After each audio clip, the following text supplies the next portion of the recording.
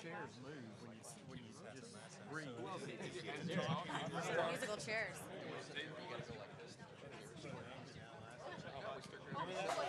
They move all the time. Drop an egg.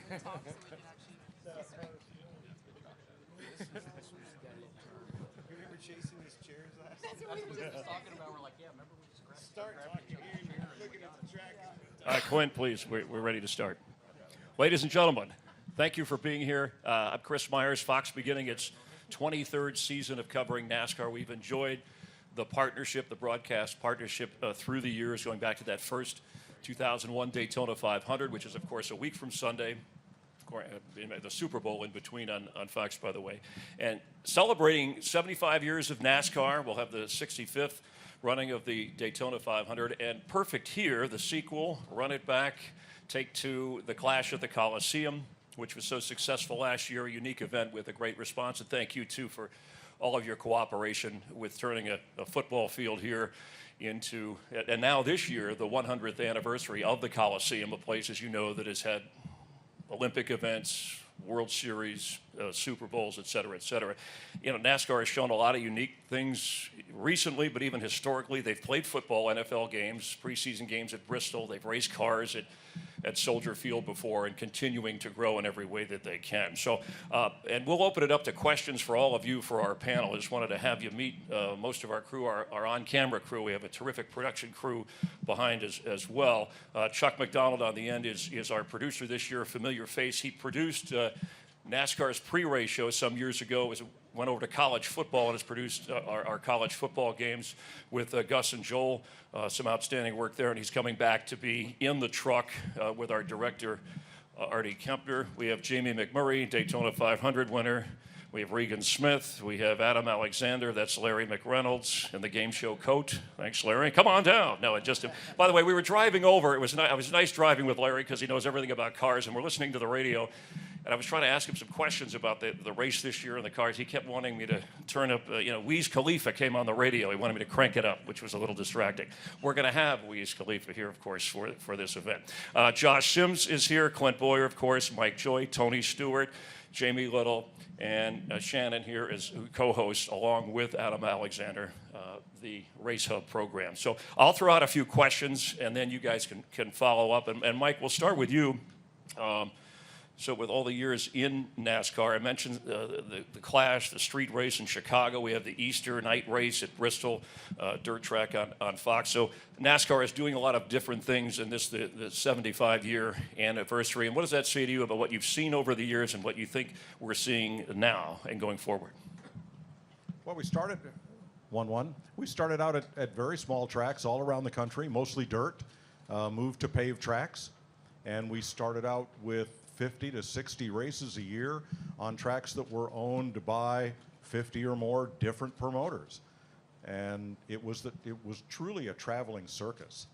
And now, or at least since the Winston Cup era, the schedule has become much more manageable, 30 to 36 races. And now we're in a position where all the tracks but two are owned by one of two entities, NASCAR or Speedway Motorsports. So the dynamic of the sport has changed. We used to come to Daytona and have 60 cars trying to make the Daytona 500. And Bill France Jr.'s mantra was, we're going to make money. We're going to give you a chance to make some too.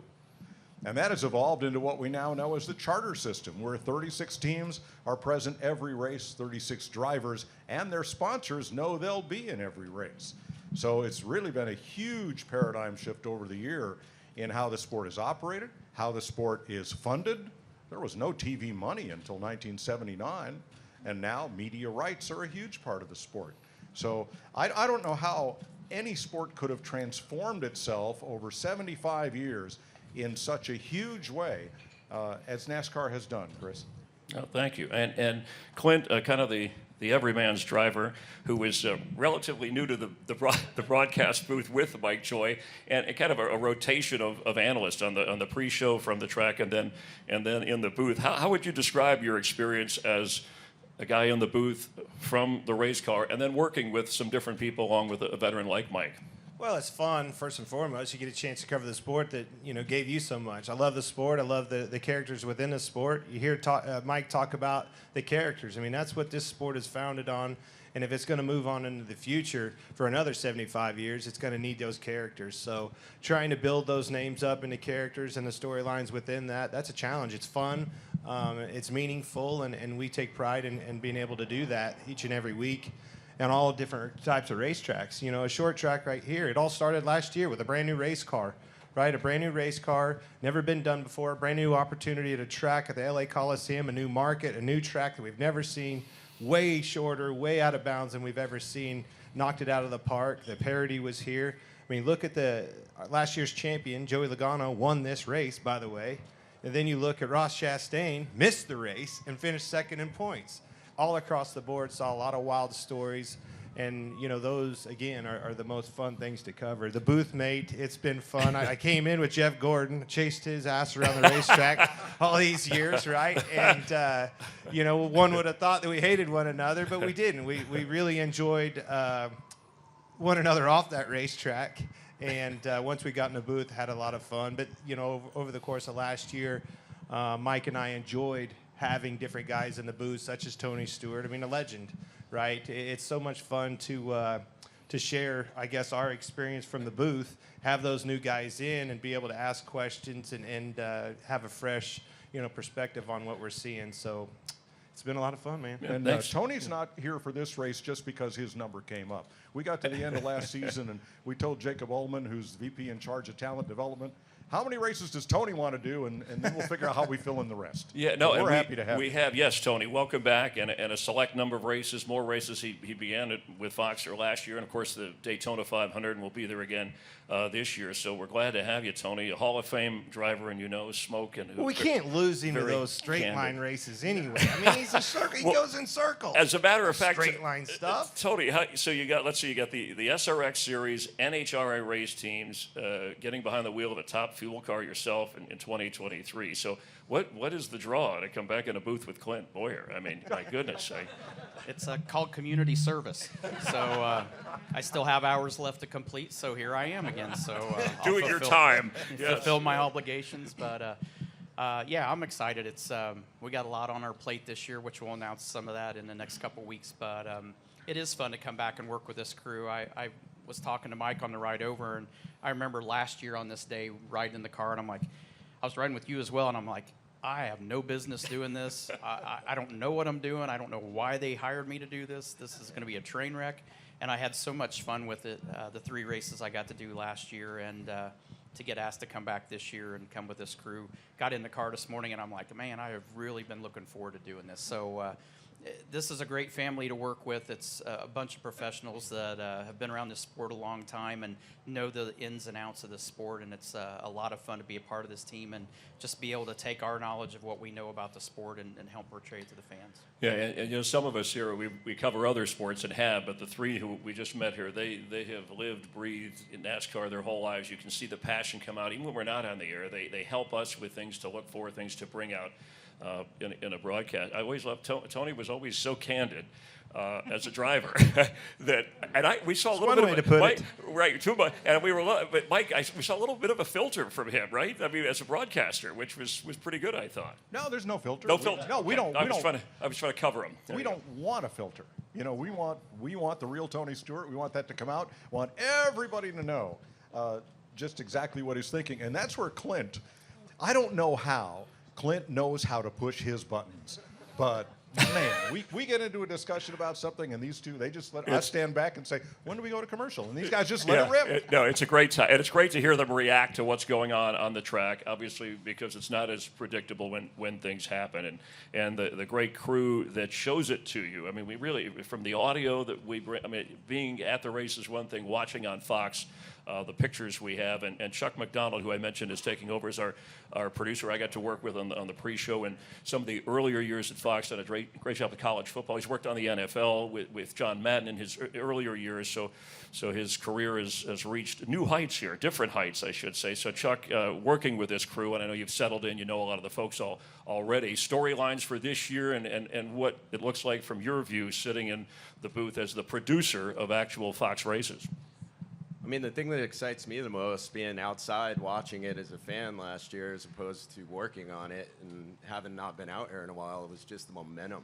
You just feel like the energies in the sport, the new tracks, the car that seem to even things out, and I'm really excited, like all the young faces in the sport. So I'm just excited. Like the fan base is just as passionate as college football, and I like that as well. Good connection there because, yeah, just like in the pre-show for college football, kind of like what we try to do at the track and in Charlotte to bring you closer. Look forward to that, Chuck. And there'll be, again, with questions for some specific technical things with our crew. Chuck can help you with that. Let's go to now Adam and Shannon and Josh, who you see them on Race Hub. It's the go-to place for America during the week, especially for NASCAR on FS1. And you can all comment, and we've seen some of it already. If you've been watching the 75th year anniversary, Shannon, you can start in terms of what you have in mind for the year, how to celebrate it, how to cover the races, do what you normally do, but that on top of it makes it a little bit more historical and a little more interesting.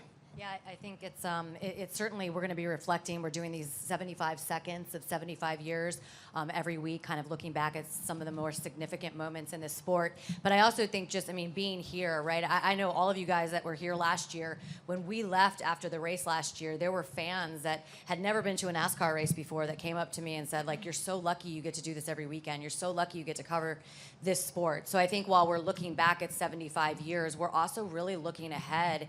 And, we have some of the older guys who are going to be leaving the sport and the younger guys who are really stepping into those roles. And I just think the evolution of it has been so incredible over the last couple years, just to see where this sport is moving. And then also as we continue to look back on the 75 years. Right, Adam? Yeah, I would agree with that, and I go back to something that Chuck said, and that is momentum. And we talk so much about the history of the sport, but in 75 years, and as we go into 2023, we're coming off one of the best seasons ever.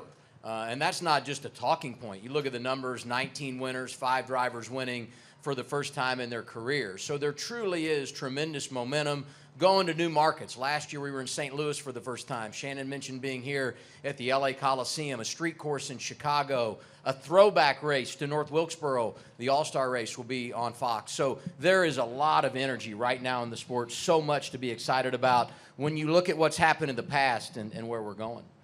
And I think the coolest part about that is, being on Race Hub, we have the chance to work with so many analysts that come in studio and so many guys that are currently driving, currently serving as crew chiefs or have in the past, and they get to tell those stories, the history of the sport, and we get a front row seat to hear all of that and to almost feel like you were there for moments you weren't. And I think having this experience this year with the 75 and the celebration, you get to listen to all the stories from yesteryear and get to reflect on all that. And I think that's kind of the coolest part about what this season means, and being able to work with this team means as well. Yeah, and Jamie McMurray, who you see on Race Hub as an analyst, you'll also see him doing some of our pre and post show and part of the coverage here as he was last year. Jamie, just the transition of what you thought of as a driver and the TV coverage of NASCAR to now that you've been in it a few years on this side of it. What stands out to you? Well, I've said it a few times. I wish that, if you could, in the perfect order, you would do TV first and then go drive a car. I'm working on that. I still have my... You have no chance. I'm sorry. Thank You you. have no chance. He's an expert. He's an analyst. Just because, from a driver's perspective, you don't really always know the angle that TV's coming from or what they need. And after you do this for a little while, you understand the different sides of this. And so, Regan, everyone, Clint, Tony, being a driver and then coming and doing TV, you see the other side of that. But TV's has been so much fun for me to be able to tell what you think drivers are thinking and the emotions that they have inside of the car, and just to see the other side of it. All right, and then to our pit reporters, Jamie Little, Regan Smith, and both of you comment on, we can get specific about this race, the Clash, how cool it was, right? The first time last year, and down there with the noise and the crowd and the atmosphere to do your job. This year, what kind of improvements or what can we expect, and maybe describe what it was like for people? Yeah, I would say, and I've told people since this race last year, that was the most fun I have had covering a NASCAR race ever. It was just, those of you who were here, it was just unlike anything we had ever done before. We were learning as we went, and those stat books that we run around with and carry and drop, and it was out the window. You had to start from scratch, and it started at this race and went throughout the season. And You know, we saw a lot of firsts, but the thing about this race and the Clash, this has become an event. People want to be part of this event. And I think now that we've seen this car, and this is the second time they're running it here, I think we're going to see a better race. I think now that we don't have those supply chain issues to the extent that we did last year, these guys aren't worried about wrecking a car because they're not going to have it in 2 weeks for Daytona.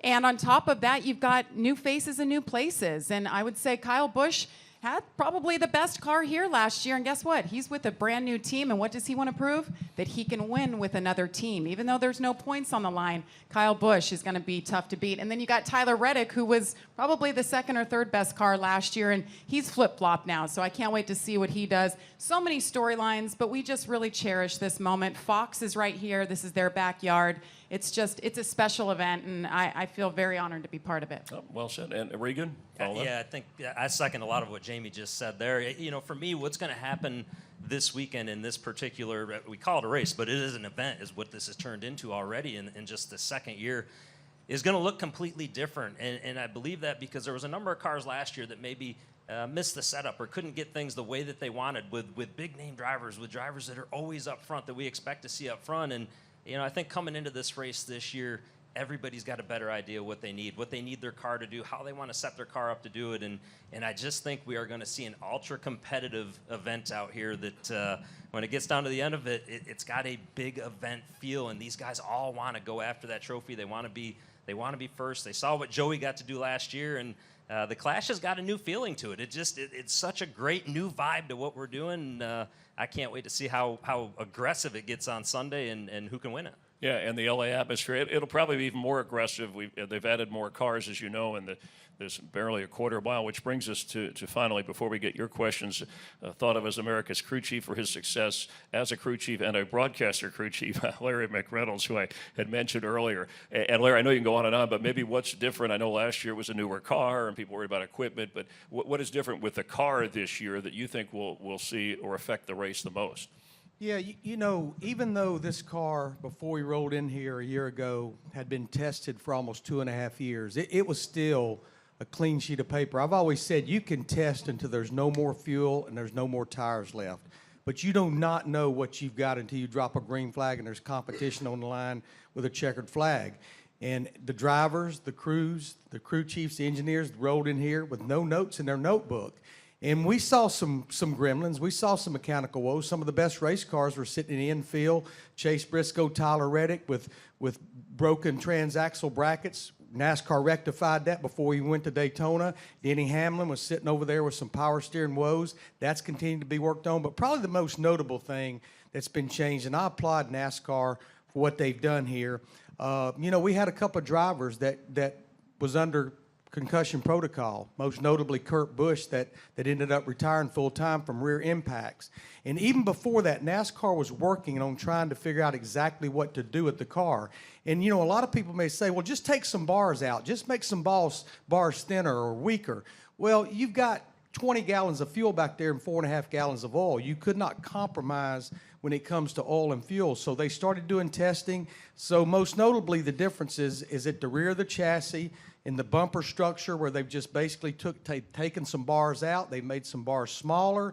They've made the walls of some of the bars thinner. And it's just where it's not as rigid. It's more forgiving. It'll have more crush, which is what they needed to keep these drivers from having a hard impact when they back the car in the wall. Nothing you'll see when they're on the racetrack, but when back them in the wall, I don't think we're going to be holding our breath quite as much. So real quick, though, in a nutshell, the racing you would expect to be maybe more aggressive, and with more cars, see well, a little more I action. do. You know, we know now how much more durable these cars are, and to Regan and Jamie's point, they have notes in that notebook. They have a full year of notes in their notebook.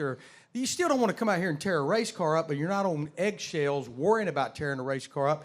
And I know adding 4 more cars doesn't sound like a lot, but when you do it on a quarter-mile racetrack, the leader last year was catching the back of the pack before lap 20, and now there's 4 more cars added to the field.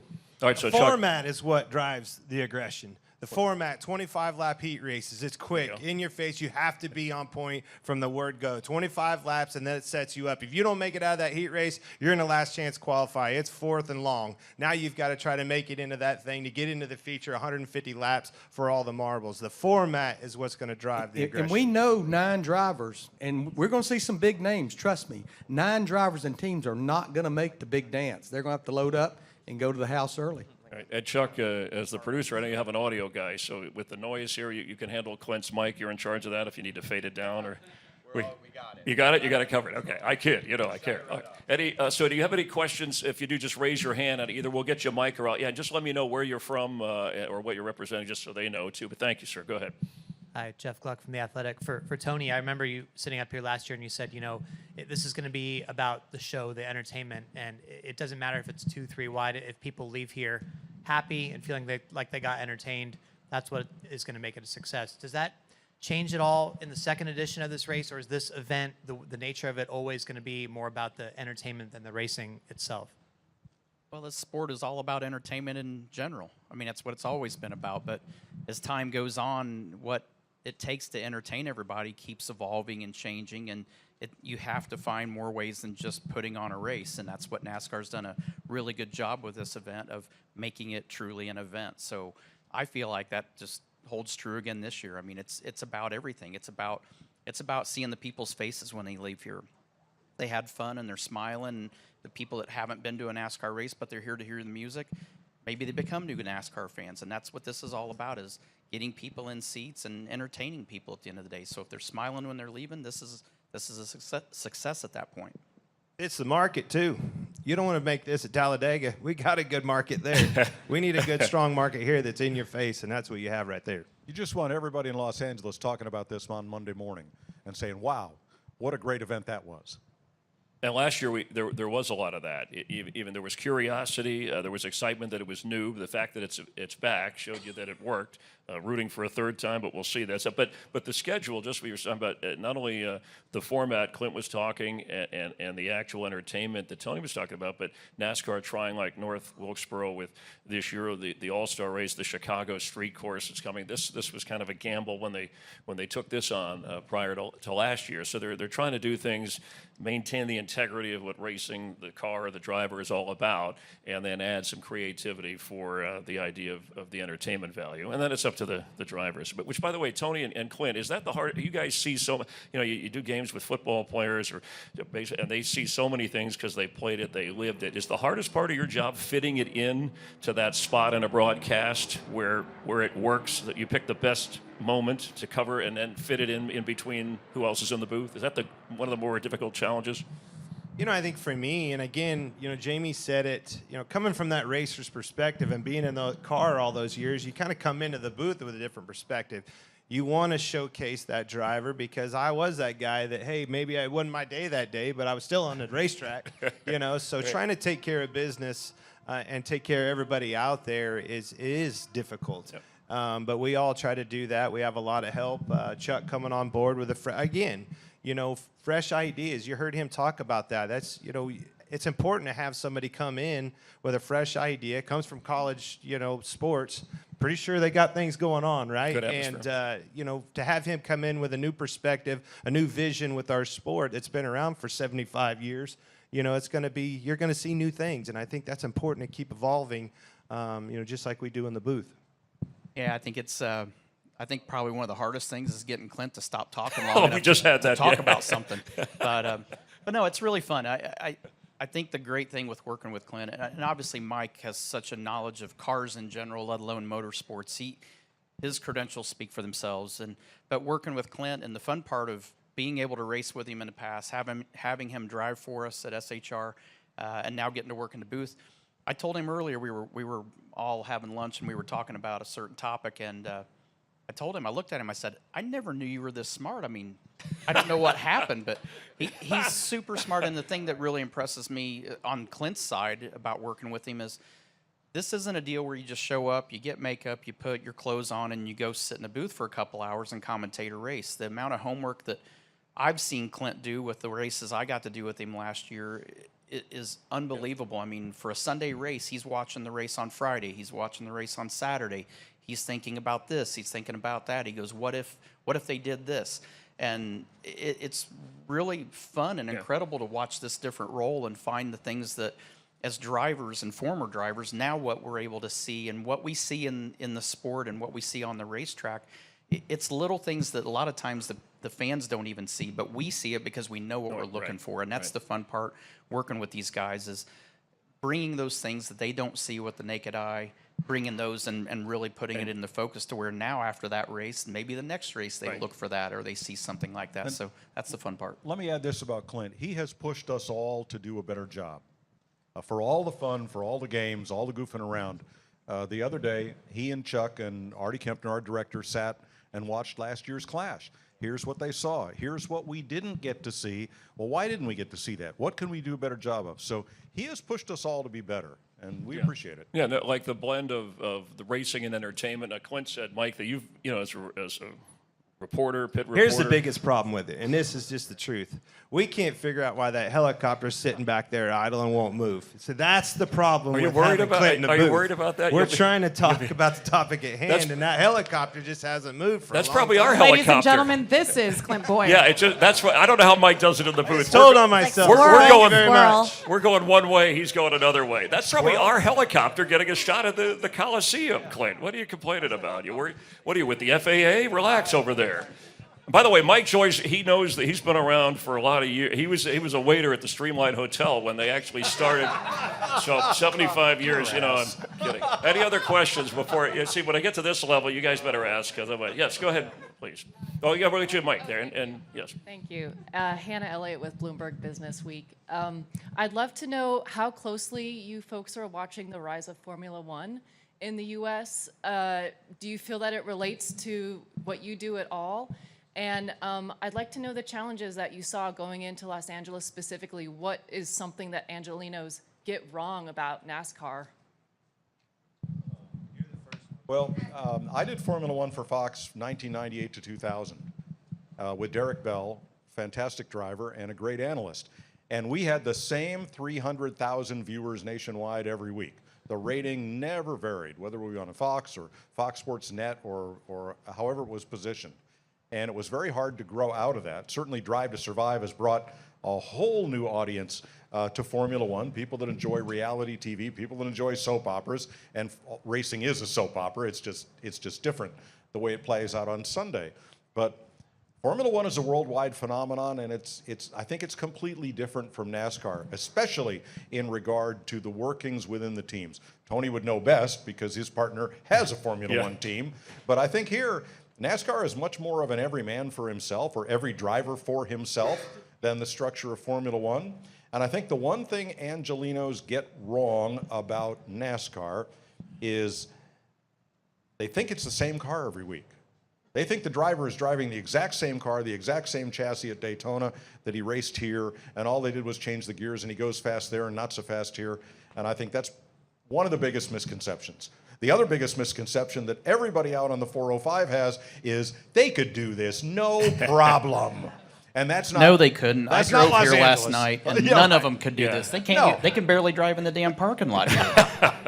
Well, that was Clint driving in. But no, I want to, as someone who grew up in the South and live in California now, I think the other thing, and there is a stigma, this is not, NASCAR is not a regional sport. We know the roots and we know historically where it began.